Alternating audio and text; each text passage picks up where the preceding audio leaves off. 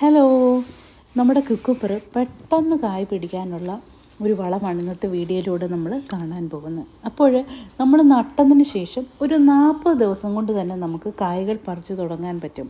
ക്യുക്കുംബറിൻ്റെ വേറൊരു പ്രത്യേകത എന്ന് പറഞ്ഞാൽ അതിൻ്റെ ഓരോ മുട്ടിലും, അതായത് ഓരോ ലീഫിൻ്റെ ഇങ്ങനെ തുടങ്ങുന്ന ലീഫ് ബഡിൻ്റെ അവസാനം ഓരോ മുട്ടിലും ഓരോ പൂക്കളുണ്ടാവുകയും അത് കായായിട്ട് മാറുകയും ചെയ്യും. അതാണ് ഇതിൻ്റെ ഒരു പ്രത്യേകത എന്ന് പറയുന്നത്. അന്നേരം ഒന്ന് ചിന്തിച്ച് നോക്കി, ഒരു ക്യുക്കുംബർ ചെടിയിൽ നിന്ന് നമുക്ക് എത്രമാത്രം ക്യുക്കുംബർ പറിച്ചെടുക്കാൻ പറ്റുമെന്നല്ലേ. ഇത് കേട്ടോ, ക്യുക്കുംബർ കായ്ച്ച് കിടക്കുന്നത്. ഇതൊക്കെ വലുതായി നല്ല രീതിയിൽ കിട്ടും. അന്നേരം ഒരു വളമുണ്ട്, അത് നിങ്ങൾ വീഡിയോ അവസാനം വരെ കാണാൻ ശ്രദ്ധിക്കുക. ക്യുക്കുംബറിൻ്റെ ഒരു ഗ്രോയിങ് സ്റ്റേജ് എന്ന് പറഞ്ഞാൽ മെയിനായിട്ട് ഒരു 6 സ്റ്റേജുണ്ട്. അതായത് ആദ്യത്തെ സ്റ്റേജ് ജെർമിനേഷൻ സ്റ്റേജ് എന്ന് പറഞ്ഞാൽ വിത്ത് മുളയ്ക്കുന്നു. രണ്ടാമതായിട്ട് സീഡ്ലിംഗ് സ്റ്റേജ്, അത് തൈയായിട്ട് മാറുന്നു. തൈ പിന്നീട് ഒരു വെജിറ്റേറ്റീവ് സ്റ്റേജിലേക്ക് മാറുന്നു. അതിൻ്റെ ഗ്രോയിങ് സ്റ്റേജ് എന്നൊക്കെ നമുക്ക് പറയാൻ പറ്റും. അത് വളർന്നതിന് ശേഷം ആ ഗ്രോയിങ് സ്റ്റേജ് കഴിഞ്ഞാൽ ഉടനെ അത് ഫ്ലോറൽ സ്റ്റേജിലേക്ക് മാറുന്നു.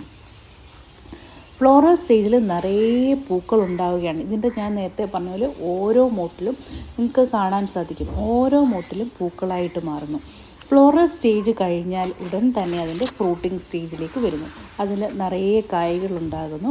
കായ് കഴിഞ്ഞ് അടുത്തതാണ് അതിൻ്റെ ഹാർവെസ്റ്റിംഗ് സ്റ്റേജ്. ഇങ്ങനെയാണ് ഈ കുക്കുംബറിൻ്റെ മെയിനായിട്ട് ഉള്ള ഗ്രോയിങ് സ്റ്റേജ്. അപ്പോൾ ഇതിൻ്റെ ആ ഒരു വെജിറ്റേറ്റീവ് സ്റ്റേജിലാണ് നമ്മൾ ഈ ഒരു ഫെർട്ടിലൈസർ ഇട്ട് കൊടുക്കേണ്ടത്.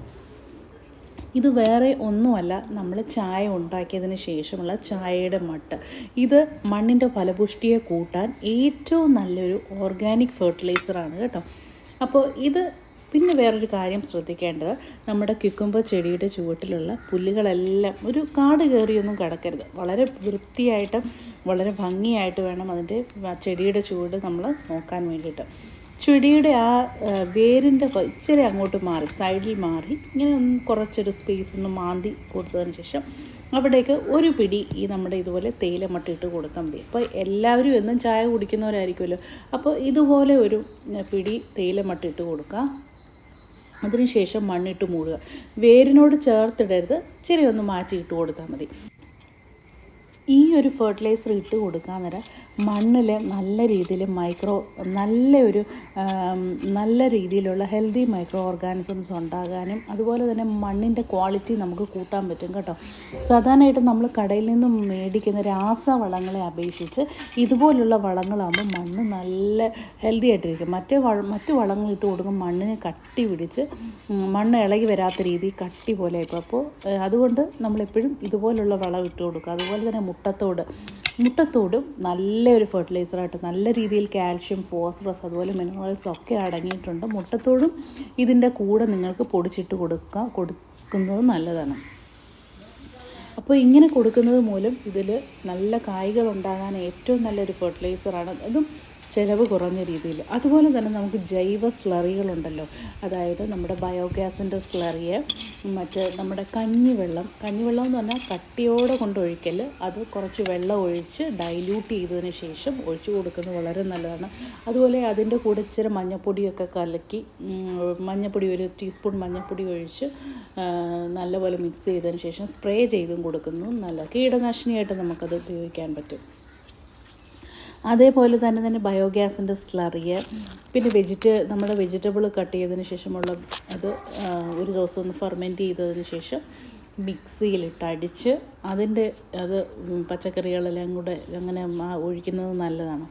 അപ്പോൾ ഇങ്ങനത്തെയൊക്കെയുള്ള ജൈവിക രീതിയിലുള്ള കൃഷിയാണ് നമ്മൾ ഇതുപോലുള്ള പച്ചക്കറികൾക്ക് കൊടുക്കാൻ ഏറ്റവും നല്ലത്. കാരണമെന്ന് പറഞ്ഞാൽ ഇത് നമ്മൾ കഴിക്കാനുള്ളതാണ്. ഇത് വിഷങ്ങളുടെ സാന്നിധ്യമില്ലാതെ നല്ല ഓർഗാനിക്കായിട്ട് നമുക്ക് കിട്ടുകയും ചെയ്യും. എല്ലാവരും ഇതൊന്ന് ട്രൈ ചെയ്ത് നോക്കണേ.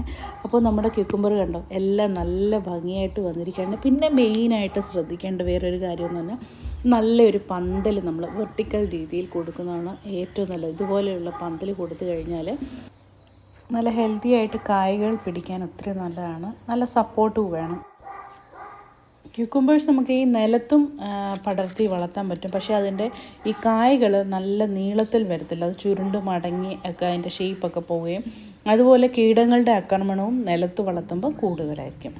പിന്നെ വേറൊരു കാര്യം, ബേസിക്കലി നമ്മൾ ക്യുക്കുംബേഴ്സിന് കൊടുക്കേണ്ടത് മോഡറേറ്റ് അളവിൽ നൈട്രജൻ വളങ്ങളും അതേപോലെ ഹൈ ഡോസിൽ പൊട്ടാഷ്യവും ഫോസ്ഫറസും കൊടുക്കണം. എന്നാൽ മാത്രമേ ഈ നല്ല പോലെ ക്യുക്കുംബർ കായ് പിടിക്കത്തുള്ളൂ. മെയിനായിട്ടും പൊട്ടാഷ്യവും ഫോസ്ഫറസും ഹൈ അളവിൽ കൊടുത്തു കഴിഞ്ഞാൽ നിറയെ കായ് പിടിക്കും.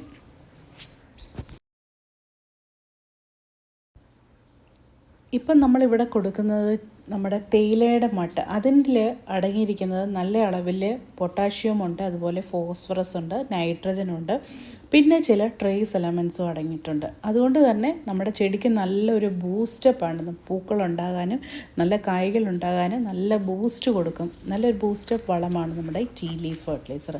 അതുപോലെ ഒരുപാട് ഇലകളുണ്ട്, കുറച്ച് ഇലകളൊക്കെ ഒന്ന് കട്ട് ചെയ്ത് മാറ്റി കൊടുക്കുന്നത് അതിൻ്റെ തണ്ടിനൊരു ബലം കിട്ടാനും നല്ല രീതിയിൽ വളർന്നു വരാനും ഇത് സഹായിക്കും. അപ്പോൾ എല്ലാവരും ക്യുക്കുംബറിൻ്റെ നല്ല സീഡ്സ് നോക്കി വാങ്ങി പാകി കിളിപ്പിക്കുന്നത് വളരെ നല്ലതാണ്. അപ്പോൾ വീഡിയോ ഇഷ്ടപ്പെട്ട് കാണുമെന്ന് ഞാൻ പ്രതീക്ഷിക്കുന്നു. ഇഷ്ടപ്പെട്ടുവെങ്കിൽ ലൈക്ക് ചെയ്യുക, കമൻറ്റ് ചെയ്യുക. അപ്പോൾ നമുക്ക് വേറൊരു വീഡിയോയുമായി വീണ്ടും കാണാം. Till then take care.